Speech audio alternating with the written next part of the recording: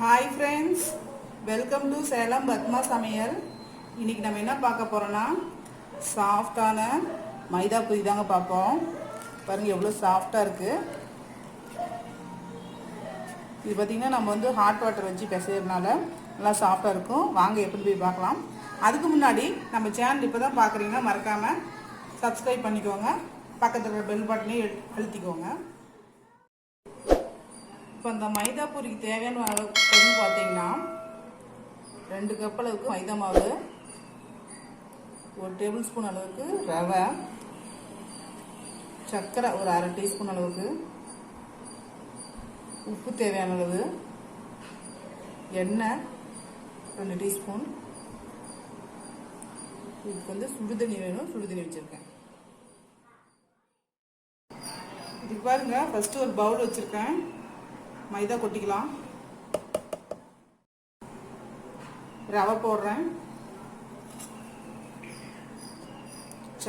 சர்க்கரை உங்களுக்கு வேணும்னா போட்டுக்கலாம், போட்டால் நல்லாயிருக்கும். உப்பு ஃபஸ்ட்டு இது வந்து நல்லா மிக்ஸ் பண்ணிக்கலாம்.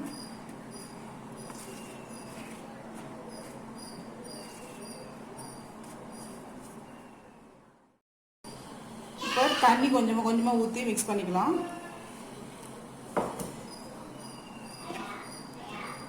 சுடு தண்ணி ஊற்றுறதுனால என்னன்னா எண்ணெய் அதிகமாக உரியாது. பூரியெல்லாம் சாதாரணமாக நம்ம பச்சை தண்ணி ஊற்றுனோம்னா ஒரு மாதிரி எண்ணெய் கோத்த மாதிரி இருக்கும் இல்லைங்களா. நம்ம சுடு தண்ணி ஊற்றி பிசையும் போது அந்த மாதிரி இருக்காது. நல்லா சாஃப்டாக கிறிஸ்பியாக கிடைக்கும் நமக்கு பூரி.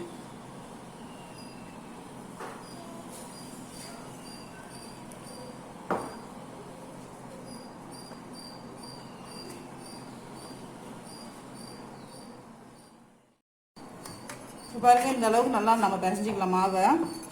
இப்போ வந்து நம்ம ஆயில் கொஞ்சம் ஊற்றிக்கலாம்.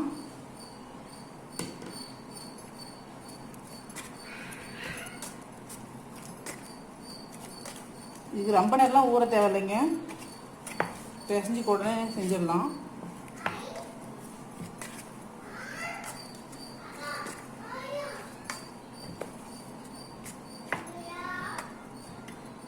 இந்த அளவுக்கு நல்லா பிசைஞ்சிக்கணும் மாவு.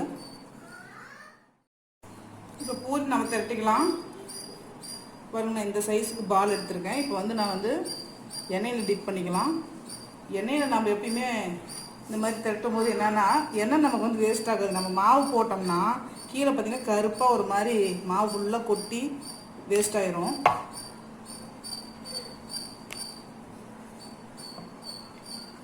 இந்த மாதிரி தேய்ச்சி இதெல்லாம் எடுத்துக்கலாம்.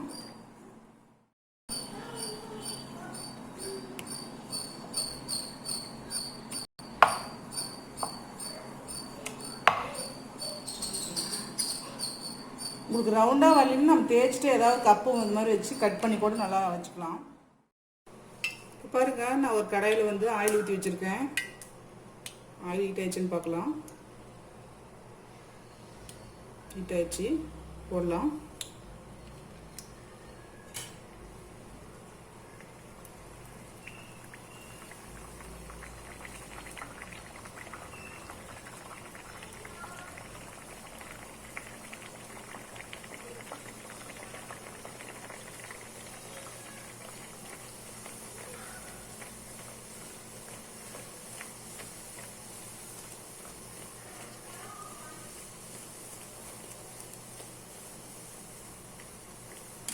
திருப்பி போட்டுக்கலாம்.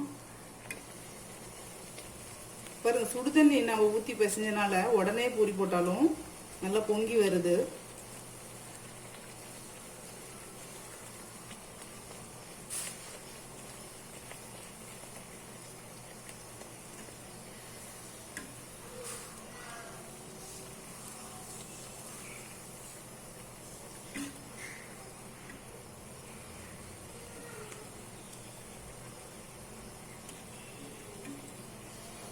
எடுத்துடலாம்.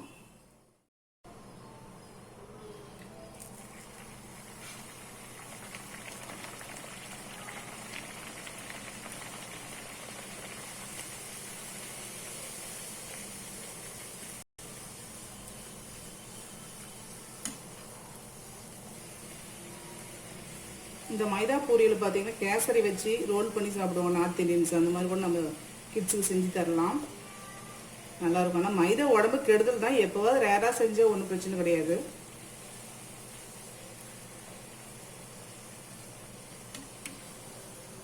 இந்த பூரி ரெடி ஆயிடுச்சு, எடுத்துடலாம். இப்போ பாருங்கள், நம்ம செஞ்ச பூரி ரெடி ஆயிடுச்சுங்க. இது நல்லா சாஃப்டாக இருக்கும். இந்த வீடியோ உங்களுக்கு பிடிச்சிருந்தாக்க மறக்காமல் லைக் பண்ணுங்கள், ஷேர் பண்ணுங்கள், கமெண்ட் பண்ணுங்கள்.